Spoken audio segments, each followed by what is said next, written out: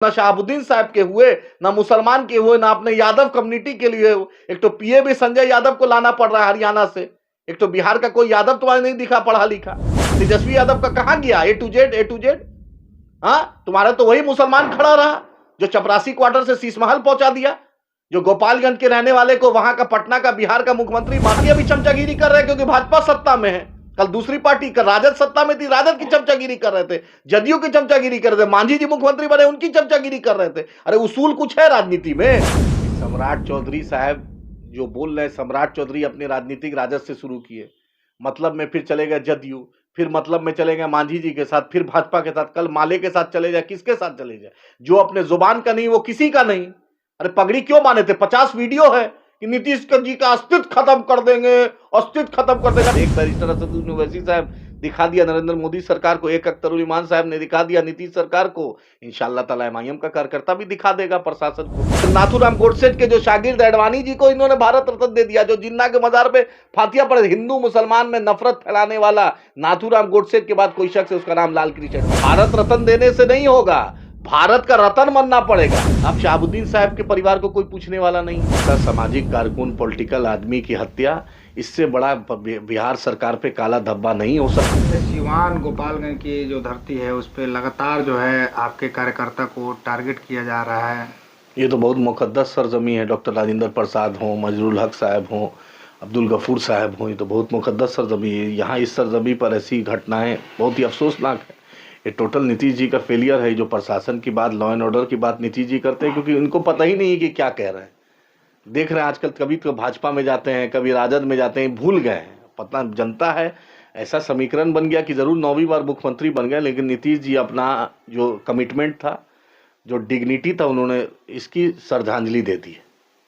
और असलम साहब जैसा सामाजिक कारकुन, पॉलिटिकल आदमी की हत्या, इससे बड़ा बिहार सरकार पे काला धब्बा नहीं हो सकता है। इससे ज़्यादा कुछ नहीं हो सकता है। नीतीश जी तो अपने हजारों करोड़ की सुरक्षा में चलते हैं, इनका मंत्री चलता है, इनका एमपी चलता है, इनका मिनिस्टर चलता है, लेकिन एक आम नागरिक जो टैक्स देता है उसके लिए इन पर कोई व्यवस्था नहीं। इनको कुर्सी कुमार है, ये इनको कुर्सी बने रहे चाहे जिसके साथ जाना पड़े, लेकिन आम नागरिक की चिंता भूल गए। आम नागरिक को भूल आप आए थे सिवान में, आपके कार्यकर्ता के साथ में जो है जो व्यवहार किया गया था, जिस तरह से उसको मौत के घाट उतारा गया था, फिर आप आए हैं और उस समय भी आपको आश्वासन दिया गया था और अभी भी जो है आपको आश्वासन नहीं दिया जा रहा है। तो पिछली बार जो हुआ, जो लीपापोती हुई जी, इस बार आपको क्या लगता है? उम्मीद है कि नीतीश जी से, एसपी साहब से मिले। एसपी साहब तो एश्योर किए हैं, मैंने 48 घंटा हमने किया है कि भाई आप कीजिए, नहीं तो होम सेक्रेटरी डीजीपी साहब का हम घिराव करेंगे। एसपी साहब ने 10 घंटा बोला। आप देखते हैं कथनी और करनी में कितना अंतर होता है। या नीतीश जी बन जाते हैं, या एसपी साहब जो सरदार वल्लभ भाई पटेल एकेडमी में जो हैदराबाद में पढ़े हैं, उसका जो पढ़ाई का कुछ यहाँ पे उतारते हैं कि नीतीश जी की तरह रहते हैं। अब मुझे वक्त बताएं। एमआईएम के कार्यकर्ता से डर किसको है? भाई सबको डर है, क्योंकि मुसलमानों की, मजलूमों की, बेबसों की आवाज है एमआईएम। सबको डर है क्योंकि सबने दिया है हमको चोट। अब हमारा नारा है अपनी पार्टी अपना वोट। बहुत हुई झंडा बरदारी, अब लेके रहेंगे हिस्सेदारी। अब मुसलमान हो, सीमांचल हो, मजलूम हो, चाहता है कि राजद ने भी ठगा, जदयू ने भी ठगा, भाजपा ने भी ठगा, कांग्रेस ने भी ठगा, किसी ने कुछ नहीं किया। अब्दुल गफूर साहब इसी सरजमी के चीफ मिनिस्टर रहे हैं। एक उनके नाम से चौक नहीं है, एक यूनिवर्सिटी नहीं, एक हॉस्पिटल नहीं, जो इतनी बड़ी एक चीफ मिनिस्टर एक शख्स रहा है। अब शहाबुद्दीन साहब के परिवार को कोई पूछने वाला नहीं है, राजद के लोग। नीतीश जी इतना, अब्दुल गफूर साहब पहला इनके समता पार्टी के अध्यक्ष थे, इनके साथ एमपी थे, उनको ये पूछने वाले नीतीश जी नहीं। उनके नाम से क्या इज्जत नीतीश जी देना चाहते हैं? जो आपके पार्टी का सांसद रहा, आपके पार्टी का समता पार्टी का पहला फाउंडर मेंबर रहा, उसके लिए एक सड़क और पुलिया तक नहीं आप नाम दे सकते, एक चौक नहीं दे सकते नीतीश जी। सब कुछ आप ही के नाम से होगा। अटल जी के प्रति बहुत प्रेम दिखाते हैं, अडवाणी जी के प्रति बहुत दिखाते हैं, लेकिन ये तो उस वक्त का 94-95 का साथी है जब ना अटल जी साथ थे आपके, ना अडवाणी जी साथ थे आपके। यही अब्दुल गफूर साहब, गोपालगंज का बेटा, गोपालगंज की मिट्टी का, सरजमी का लड़का, आपके साथ था, चट्टान की तरह आपके साथ खड़ा था, लेकिन उसके नाम से एक पुलिया, हॉस्पिटल, यूनिवर्सिटी कुछ नहीं है। उसके जहां पर उनका मकबरा है उसके लिए भी जाने का रास्ता ठीक नहीं है। वहां ना राजकीय सम्मान होता है, ना साल में एक बार प्रोग्राम करते हैं नीतीश जी। अपने गुरु के प्रति तो कीजिए। मानते हैं आप शरद यादव के नहीं हुए, मानते हैं आप जॉर्ज फर्नांडिस के नहीं हुए, दिग्विजय सिंह जी के लिए नहीं हुए, मानते हैं कि लालू जी कहते हैं ऐसा कोई सगा नहीं जिसको नीतीश जी ने ठगा नहीं, मानते हैं लोग कहता है कि नीतीश जी के पेट में दांत है, लेकिन हम ये नहीं कह रहे हैं। हम तो चाहते हैं अपने गुरु को, अपने राष्ट्र, अपने जो फाउंडर मेंबर की इज्जत करें। यहाँ अब्दुल गफूर साहब के नाम से कुछ तो करें।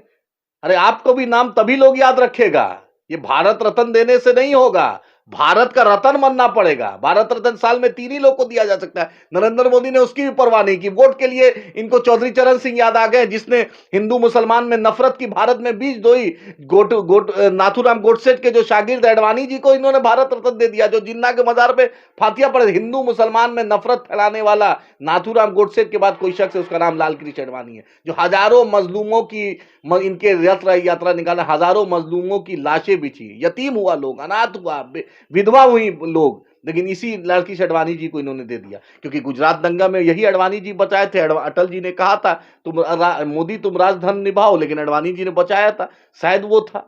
चौधरी चरण सिंह 10वें साल याद आते हैं इनको, उनके बेटा को चुनाव हराते हैं, 10वें साल याद आते हैं। स्वामीनाथन साहब साइंटिस्ट, इनको अभी याद आ रहे हैं। किसान पे गोलियां चल रही है, लाठी चल रहा है, आंसू गैस चल रहा है, 700 किसान शहीद हो गया, तब स्वामीनाथन याद आ रहे हैं। तो भाई बतलाए ना मोदी जी। नीतीश जी उनके जो हैं दोस्त बन गए, कल तक 24 के बाद भी रहेंगे कि नहीं तो भगवान जानता है। आप लोग कब तक मांग करते रहेंगे और कब नहीं तक आपके कार्यकर्ता जो है अपने जान से हाथ धोते रहेंगे? 48 घंटे का टाइम दिए हैं, हम चुप नहीं बैठने वाले। हम पिछले बार भी आपने कहा था कि 48 घंटे का समय है, 48 घंटे में हम लोग सड़कों पे आएंगे, हम लोग आंदोलन करेंगे। नहीं, देखिए उसको भी लिपापोती कर दिया गया। प्रशासन ने जो किया है वो अरेस्टिंग किया है, उसके बाद उन्होंने अपना दिया है। ये मामला है, दोनों चीज अगर नहीं होता है, विधानसभा भी चल रहा है, अख्तर उल इमान साहब उठाएंगे, बैरिस्टर साहब भी इस मुद्दे को सीरियस लिए हुए, अभी भी प्रेस कॉन्फ्रेंस उन्होंने किया, एसपी से भी बात की और दूसरे आला अधिकारी से बात की। हम कोशिश कर रहे हैं। उसके बाद जब एसपी डीएम होता है, जिला का प्रशासन होता है, उस पर यकीन तो लोग करता है ना। ऐसा थोड़ी है कि तुरंत तुगलकी फरमान कर दें। हम नीतीश जी की तरह डिक्टेटर तो नहीं है, मोदी जी की तरह। हम तो प्रशासनिक सिस्टम पे यकीन करते हैं। उन्होंने बोला है, एक आला अफसर बोला है, उस पर यकीन कर रहे हैं। 48 घंटा में जाता क्या है? इन्होंने बोला कि 3-4 लोग को गिरफ्तार किए, पता चल जाएगा, सीसीटीवी फुटेज है, फॉरेंसिक एविडेंस है, देख लेंगे क्या होता है। अगर नहीं होगा तो फिर इनको बता देंगे मजलिस इत्तेहादुल मुस्लिमीन की ताकत। एक बैरिस्टर असदुद्दीन ओवैसी साहब दिखा दिया नरेंद्र मोदी सरकार को, एक अख्तर उल इमान साहब ने दिखा दिया नीतीश सरकार को, इंशाअल्लाह ताला एमआईएम का कार्यकर्ता भी दिखा देगा प्रशासन को कि मेरे लोगों का लहू बेकार नहीं जाएगा।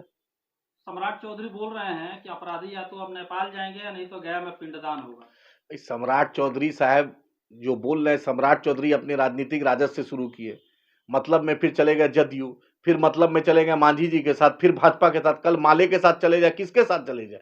जो अपने जुबान का नहीं वो किसी का नहीं। अरे पगड़ी क्यों माने थे? 50 वीडियो है कि नीतीश जी का अस्तित्व खत्म कर देंगे, अस्तित्व खत्म कर देंगे। अरे जुबाने का नहीं तो कौन चीज है? अरे उनके पिताजी ने क्या कहा था नरेंद्र मोदी के बारे में? 2014 का वीडियो नहीं है क्या? सकनी चौधरी जी के ना बेटा है क्या? उन्होंने कहा था, बोलिए। अरे भाजपा की अभी चमचागिरी कर रहे हैं क्योंकि भाजपा सत्ता में है।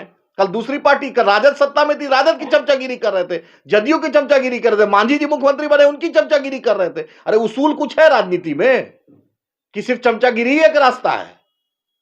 और तो ना अभी कल तक अभी नरेंद्र मोदी की सरकार चले जाए, देखिए दूसरे के दरबार में कैसे जाएंगे। उसूल का मतलब मजलिस इत्तेहादुल मुस्लिमीन है।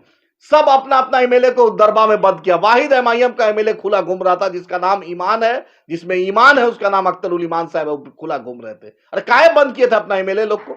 अगर इतना ही डिग्निटी था, उसूल वाले थे, इतना ही आइडियोलॉजिकल कमिटमेंट था, तो क्यों बंद किए थे? और तेजस्वी यादव का कहां गया ए टू जेड? हाँ, तुम्हारा तो वही मुसलमान खड़ा रहा जो चपरासी क्वार्टर से शीश महल पहुंचा दिया, जो गोपालगंज के रहने वाले को वहां का, पटना का, बिहार का मुख्यमंत्री, माता पिता दोनों को बना दिया। इनको डिप्टी सीएम बनाया, इनके भाई को मंत्री बना दिया, बहन को राज्यसभा भेज दिया, दोनों मामा को राज्यसभा लोकसभा भेज दिया, वो मुसलमान। लेकिन तुम तो ना शहाबुद्दीन साहब के हुए, ना मुसलमान के हुए, ना अपने यादव कम्युनिटी के लिए। एक तो पीए भी संजय यादव को लाना पड़ रहा है हरियाणा से। एक तो बिहार का कोई यादव तुम्हारे नहीं दिखा पढ़ा लिखा।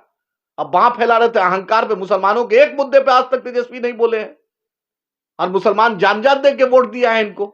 मॉब लिंचिंग हुई नहीं बोले, बेला में मॉब लिंचिंग हुई नहीं बोले, मदरसा अजीजिया जल गया नहीं बोले, दंगा रोहतास में बिहार शरीफ में नहीं बोले, अजान पर नहीं बोले, बाबरी मस्जिद की शहादत पर नहीं बोले। बतलाइए कोई भी मुसलमान लालू जी के वक्त में शहाबुद्दीन साहब, तस्लीमुद्दीन साहब, तनवीर साहब, अब्दुल गफूर साहब दिखते थे। बतलाइए तेजस्वी के बगल में कौन दिखता है? एक मुसलमान नहीं दिखता है।